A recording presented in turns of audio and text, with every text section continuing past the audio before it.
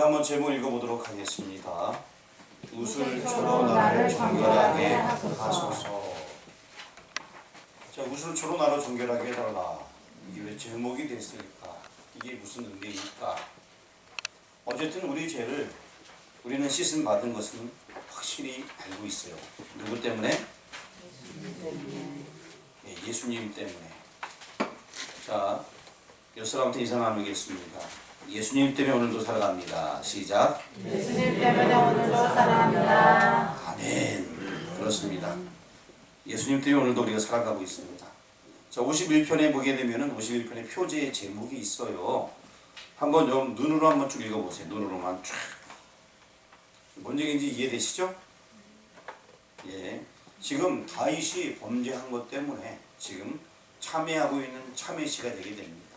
그래서 1절에서 6절까지는 지금 죄에 대한 참회를 하고 있습니다.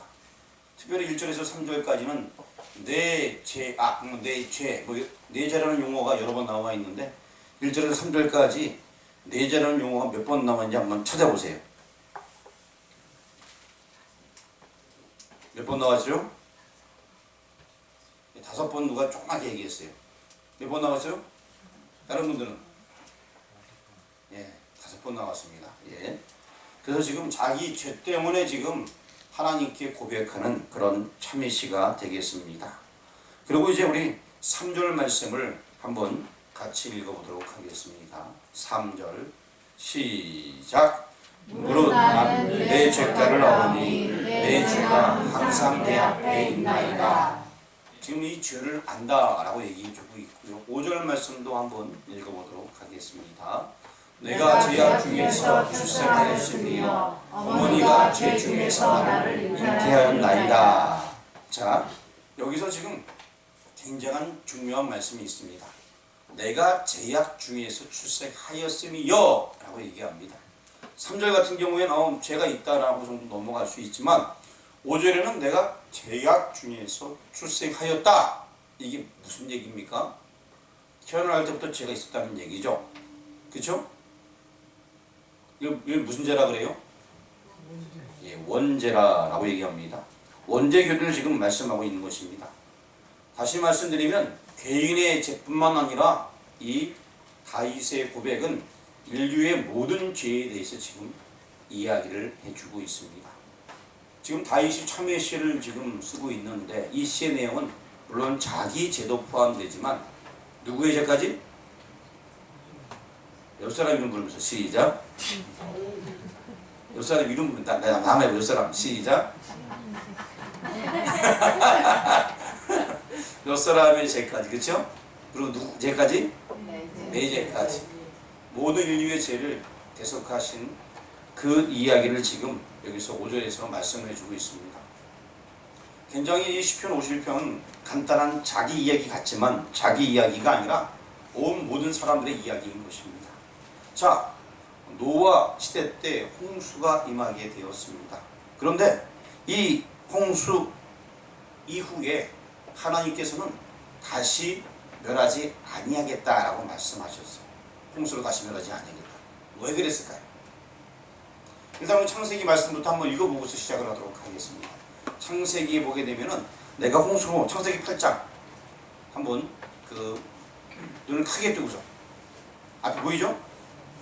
자, 그러면 읽어보겠습니다. 시작. 내가 다시 사람으로 말미암아 땅을 조사하지 아니하리니 이는 사람의 마음이 계획하는 바가 어려서부터 악함이라. 내가 전에 한 것 같이 모든 생물을 다시 멸하지 아니하리니. 빨간 것만 읽어보겠습니다. 시작. 어려서부터 악함이라. 예, 어려서부터 악함이라는 거예요. 왜? 원죄가 있기 때문에. 다시 말씀드리면요, 사람들이 뭐래도 어차피 사람들은 타락한 존재예요. 그래서 전적 타락이라고 얘기합니다. 다시는 내가 물로 심판하지 않겠다. 이 얘기는 뭐 다른 의미가 있는 것, 그런 깊은 의미보다는 간단합니다. 너희들 원래 죄가 넘치는 사람이기 때문에 다음에 심판하면 뭐 살짝 없으니까 내가 그 물로 심판하지 않겠다. 우리는 다 죄악 중에서 출생했기 때문에 방도가 없다. 그 얘기예요. 그래서 다시는 물로 심판하지 않겠다는 얘기예요. 사람들이 이걸 잘못 오해하고 있는데 어차피 너 인생들은 죄악 때문에 내가 물로 심판하면 살아날 자 아무도 없어. 그래서 내가 심판하지 물로 심판하지 않겠다. 이 말씀을 해주고 있다는 것입니다. 다 이뿐만 아니라 모든 인간들은 다 구제불능이야 이 얘기. 너희 자격으로는 살아갈 수가 없어. 스스로 너희는 아무것도 할 수가 없어. 그 얘기를 성경 여러 군데에서 이야기해주고 있는데 지금 창세기에서도 이렇게 말씀을 해주고 있습니다. 어려서부터 악합니다. 왜? 태어날 때부터 죄악에서 출생했으니까. 그래서 이제 6절 이후 7절부터 12절까지는 우리가 회복할 수 있는 회복의 방도에 대해서 나와 있습니다.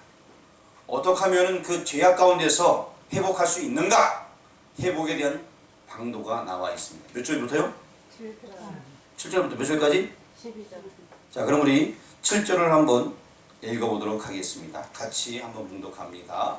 우슬초로 나를 정결하게 하소서. 내가 정하리이다. 나의 죄를 씻어주소서. 내가 눈보다 희리이다. 그래서 우슬초로 나를 정결하게 하소서. 어디서 좀 본 것 같죠? 어디서 봤죠? 그래 가까이 있는 제목에서 봤습니다. 제목에 있습니다. 그렇죠? 도대체 이게 왜 제목이 될까? 참회시의 제목인데 우슬초로 나를 정결하게 하소서. 조금 이따 한번 생각해 보도록 하고요. 그 다음에 우리 좀 지나서 9절 말씀 한번 읽어보겠습니다. 주의 얼굴을 내 죄에서 돌이키시고 내 모든 죄악을 지워주소서. 이 죄에 대한 부분들 다 용서해 달라 지금 하면서 지금 회복해 달라. 죄의 문제가 지금 문제이기 때문에 우리 인간들은 살 방법이 없습니다. 회복할 수 있는 길을 열어주소서 하면서 7절부터 쭉 이야기하는데 지금 이 죄에서 돌이켜달라라고 얘기하는데 좀 전에 읽었던 7절 말씀에는 우슬초록 나를 정결케 하소서라고 얘기했습니다. 그것은 다시 말씀드리면 언약의 피로 나를 정결하게 해달라라고 얘기해주고 있습니다. 언약의 피라는 것은 약속된 피, 앞으로 오실 메시아의 피로 말미암아서 나를 정결하게 해달라. 근데 7절에서는 우슬초로 나를 정결하게 하소서. 내가 정하리이다. 다른 것이 아니라 우슬초로 말미암아 나를 정하게 해달라라고 얘기해주고 있습니다.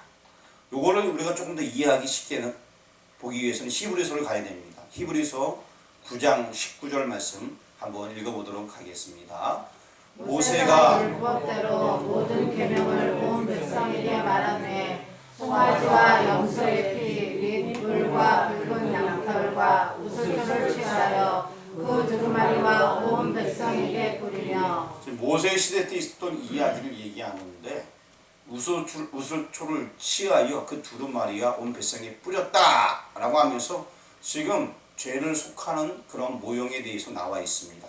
히브리서 9장 20절 말씀도 한번 읽겠습니다. 이르되 이는 하나님이 너희에게 명하신 언약의 피라 하고. 무슨 피라고요? 언약의 피. 언약의 피. 이 피가 언약의 피라라고 얘기해 주고 있습니다. 조금 전에 51편에 보았던 그 7절과 9절 말씀, 이것도 역시 언약의 피랑 관계가 있다는 것입니다. 우슬초라는 것은 혹시 우슬초 전정희 선생님 우슬초 아시죠? 네. 네, 뭡니까? 관절약이. 관절약이에요? 예. 어떻게 생겼어요? 생전은 얼음이 줄기가 이렇게 불어났습니다. 줄기가 불어나 있고. 불어난 뒤 우슬초 손무릎처럼 닮았대서 소무루처럼 닮아서 우슬초. 네. 예. 주로 어디서 자라나요? 아무데나 다 있어. 산에도 있고. 산에도 있고 또랑에도 있고 뭐. 예. 아, 그래요. 권사님이 우슬초를 설명해 주세요. 웃으면서 말고요. 그냥 그대로 얘기해 주세요. 예전에 저희 아버님이 또랑가에 가면은 아버님 우슬초는 아니고 예. 아니 아버님. 그러니까 아버님이 그런 거 설명해 주셨어요. 네. 소무처럼 모르면 풀을 모르면 네. 이렇게 마디마디마다 소무처럼 톡톡 튀나온 게 웃을 웃자라고 소웃자라고 해갖고 우슬초래요. 아 예. 그래요. 아, 감사합니다. 좋은 설명을. 우슬초 여러분 다 아시죠? 솔직히 저는 그림밖에 몰라요. 그래서 전것밖에 몰라요. 그런데 우슬초로 나를 정결하게 해달라. 당시 이게 단발하게 이 뭐 여기 사는 사람들은 이 자주 많이 났던 그런 풀 중에 하나였나 봐요. 그래서 이제 박하초 중에 하나라고 얘기하는데 이 당시에도 이게 뭐 많이 있었나 봐요. 그래서 그걸 가지고서 사용하는 건데요. 특별히 이제 대제사장 같은 경우에 문둥병 환자, 나병 환자가 나을 경우에 그 우슬초를 가지고서 이렇게 그 정결한 물을 해갖고 뿌림으로 말미암아서 우슬초에도 향내가 좋다고 하네요. 그래서 이제 저는 향내를 못 맡아봤어요. 좋다고 얘기만 들었습니다. 이걸 이렇게 뿌림으로 말미암아서 정하게 되어진다라고 이렇게 성경에 이제 실제적으로 뭐 구약의 백성들은 그 우슬초를 뿌리면서 정한 사람들 정하다라고 얘기해 준다고 얘기하는데 어쨌든 더러움을 씻고 깨끗해졌다라는 향내가 나게끔 한다라는 의미도 있다고 합니다. 언약의 피가 아니면은 정결케 할 다른 방도가 없음을 다윗은 알고 있었습니다. 그래서 그 우슬초라는 것은 다윗 시대 그 시대에도 우슬초를 가지고서 이제 정결한 데 사용하는 그런 거였기 때문에 바로 그것을 이제 다윗은 언약의 피, 신약 성경에서 해석해 주기를 언약의 피라고 해석해 주는데 앞으로 오실 메시아의 피로 말미암아 우리가 깨끗해질 수 있다라는 그런 의미로 말씀을 해주고 있는 것입니다. 우리 본문으로 돌아와서 우리 본문 16절 말씀 같이 한번 읽어보도록 하겠습니다. 주께서는 제사를 기뻐하지 아니하시나니 그렇지 아니하면 내가 드렸을 것이라. 주는 번제를 기뻐하지 아니하시나이다. 아주 이게 또 큰 어려운 문제가 또 하나 있습니다. 자, 우슬초로 나를 정결하게 하라라고 얘기했습니다. 그래서 사실 뭐 짐승의 피, 구약시대는 그걸 가지고서 정결하게 하였고 우슬초로 갖고서 이렇게 물을 뿌리면서 정결하기도 하였고 그런데 지금 16절 말씀에서는 주님께서는 제사를 기뻐하지 아니하시나니 제사를 기뻐하지 아니한대요. 자, 우리 인생이 가장 잘해야 될 것은 예배를 잘 드려야 됩니다. 그런데 이 시편에서는 제사를 기뻐하지 아니한다라고 얘기하고 있습니다. 그거 내가 알았으면은 내가 제사를 드렸을 것이다. 주는 번제를 기뻐하지 아니하신다라고 얘기하고 있습니다. 자, 이 얘기가 무슨 얘기일까요? 좀 어려운 얘기 같기도 하고 쉬운 얘기 같기도 하고 아리송한 얘기 같기도 하고 반어법인 것 같기도 하고 왜 이런 얘기를 쓰고 있을까요? 여기에요? 우리 주님 앞에 나와 산제사를 드려야 되는데 제사 번제 기뻐하지 아니하신대요. 도대체 뭔 얘기란 말입니까? 여러분한테 한번 얘기해 보세요. 도대체 뭔 말이란 말입니까? 시작. 도대체 뭔 말이란 말입니까? 자, 이 말은요. 짐승의 피로는 근원적으로 죄를 해결할 수 없다는 것입니다. 짐승의 피로 말미암아 다른 동물의 피로 말미암아 근원적으로 우리의 죄를 해결할 수 없다는 것입니다. 우리 히브리서 10장으로 한번 가보겠습니다. 히브리서에 이런 얘기들이 많이 나와 있는데 히브리서 10장 5절 말씀 같이 읽어보겠습니다. 그러므로 주께서 세상에 임하실 때에 이르시되 하나님이 제사와 예물을 원하지 아니하시고 오직 나를 위하여 한 몸을 예비하셨도다. 구약의 여러 제사제도 이거 아니고 원래 근원적인 그 모형이고 진짜는 한 몸을 예비하셨다. 우리가 구원 얻는 길은 그 구약의 어떤 형식이 아니라 실질적인 예수 그리스도 그분만이 우리를 구원할 수 있다. 이 얘기를 지금 다윗은 하고 싶어 하는 거예요. 앞으로 오실 메시아만이 어떤 사람들은 뭐 구약시대에 더 큰 소를 막 잡아들이면서 거대하게 뭐 하는 것 이런 거 중요한 것이 아니라 물론 그런 마음도 하나님 받을 수 있겠지만 그거 자랑할 것도 아니고 하는 것도 아니다. 우리가 구원 얻는 길은 한 분밖에 없다. 메시아밖에 없다. 그 얘기를 지금 히브리서에서 설명을 해주고 있습니다. 히브리서 9장 15절도 한번 읽어보겠습니다. 이로 말미암아 그는 새 언약의 중보자시니 이는 첫 언약 때에 범죄한 죄에서 속량하려고 주구사 부르심을 입은 자로 하여금 영원한 기업의 약속을 얻게 하려 하심이라. 자, 빨간 부분만 다시 한번 읽어보겠습니다. 시작. 첫 언약 때에 범한 죄에서 속량. 첫 언약 때에 범한 죄에서 속량하려고. 그럼 첫 언약 때에 범한 죄, 이를 가리켜 무슨 죄라 얘기했죠? 예, 원죄. 그것까지 다 끊기 위하여서 죽으셨다는 것입니다. 아까 얘기했죠. 우리가 죄악 중에 태어날 때부터 죄악 가운데 이거 해결할 수 없잖아요. 그런데 그 죄악까지도 지금 속량하려고 죽어주셨다라고 얘기해주고 있는 것입니다. 다윗이 범한 죄까지 다 속량할 뿐만 아니라 그 부모에서부터 죄에서 태어난 그 모든 것까지도 다 속량하시려고 죽어주셨다. 바로 그것이 새 언약이라는 것입니다. 그래서 아까 말했듯이 우리가 읽었던 말씀 중에서 제가 9절 말씀 또 7절 말씀 이런 거 읽으면서 바로 이 언약의 피라라고 말씀한 바가 있는데 그렇습니다. 언약의 피 외에는 우리 인간에게는 다른 방법이 없는 것입니다. 히브리서 10장 1절 말씀도 한번 읽어보겠습니다. 율법은 장차 올 좋은 일의 그림자일 뿐이요 참 형상이 아니므로 해마다 드리는 같은 제사로 나아오는 자들을 언제나 온전하게 할 수 없느니라. 율법은 그림자라는 것입니다. 그림자.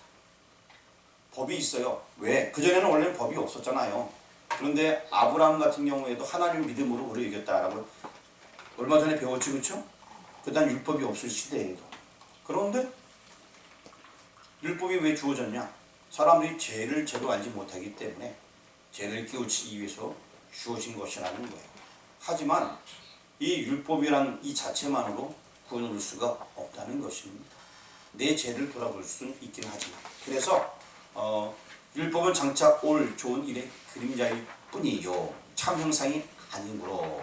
그래서 계속 율법이라는 것은 구약 시대에 앞으로 이런 메시아가 올 것이다 라는 그런 예를 가지고서 제사 행위를 늘 계속하는 거예요. 하지만 근원적으로 해결되는 것은 아니고 그냥 그렇게 하게 되면 죄가 없는 것처럼 여겨주겠다라는 로마서 3장 25절 이하의 말씀을 우리에게 얘기해주고 있습니다. 그래서 그 전에 지은 모든 죄들을 하나님께서는 간과하셨다라고 로마서에서 말씀해주고 있죠. 계속해서 기억해두고 있다가 나중에 그 모든 죄 그거를 한 번에 다 푸셨는데 그가 바로 단번에 드려주신 그 제사라는 것입니다.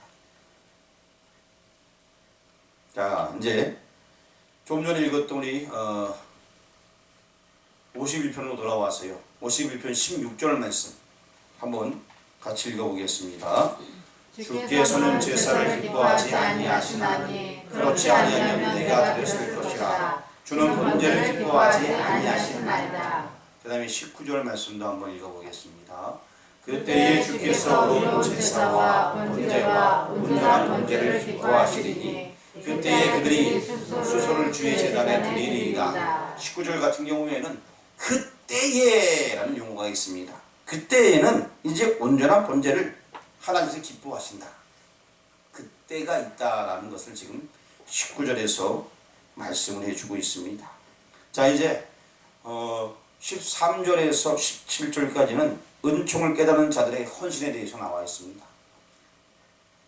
하나님의 은총을 깨닫는 자들이 헌신하는 그런 내용이 나와 있는데 13절부터 한번 읽어보겠습니다. 그래야면 내가 범죄자에게 주의 도를 가르치리니 죄인들이 주께 돌아오리이다. 내가 이제 그 죄악 가운데서 깨우치는 방법은 바로 언약의 피밖에 없음을 깨닫는 자들은 이제 그 은혜를 인하여서 다른 사람들에게 이 도를 가르쳐준다라고 얘기하는 것입니다. 14절도 한번 읽어보겠습니다. 하나님이여 나의 구원의 하나님이여 피 흘린 죄에서 나를 건지소서. 내 혀가 주의 일을 높이 노래하리이다. 이제 그 피로 말미암아서 이렇게 된 자들은 하나님을 찬양했다는 얘기고요. 15절 읽어보겠습니다. 주여 내 입술을 열어주소서. 내 입이 주를 찬송하며 전파하리이다. 결론적으로 그 피로 힘입어서 새롭게 된 자들은 이제 주를 찬양하고 그를 전파하겠다라고 고백을 하고 있습니다. 그리고 결론적으로 18절과 19절 말씀이 결론의 말씀인데 18절 말씀 읽어보겠습니다. 주의 은택으로 시온의 선을 행하시고 예루살렘 성을 쌓으소서. 그냥 끝내면 참 좋을 텐데 예루살렘 성을 쌓으소서 라고 제가 빨간 줄을 쫙 걸어놨어요. 아이 목사님 이제 뭐 서론 얘기 다 얘기했고 제 문제 때문에 해결 방법은 뭐 그 언약의 피밖에 없지 않습니까? 우리가 찬양이 이거 하면 끝나는 거 아니에요 했는데 갑자기 또 18절 말씀에 예루살렘 성을 쌓으소서 라고 또 딱 있으니까 갑자기 집중이 안 되어지고 언제 끝나나니까 찬양하라면 된다고 했는데 우리 제 문제 해결 안 돼갖고 언약의 피만 믿으면 되고 이제 찬양하면 되는데 주여 이 뭐 예루살렘 성은 또 뭡니까?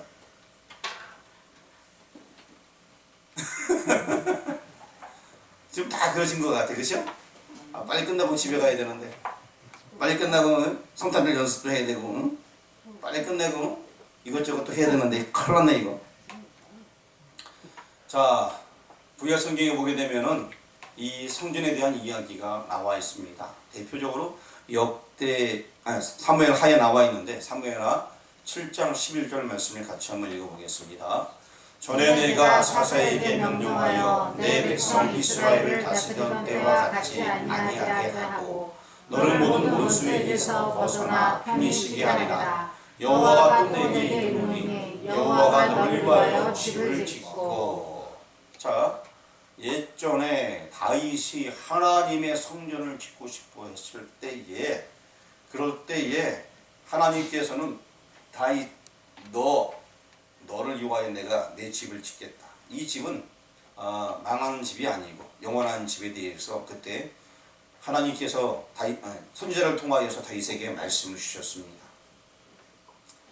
다윗은 그냥 여호와의 성전을 짓고 싶어 했는데 성전은 솔로몬 때에 지어지게 되었지만 그 마음을 아시고 내가 내 집을 세워주겠다 라고 하나님께서 이 다윗에게 약속을 해 주었습니다.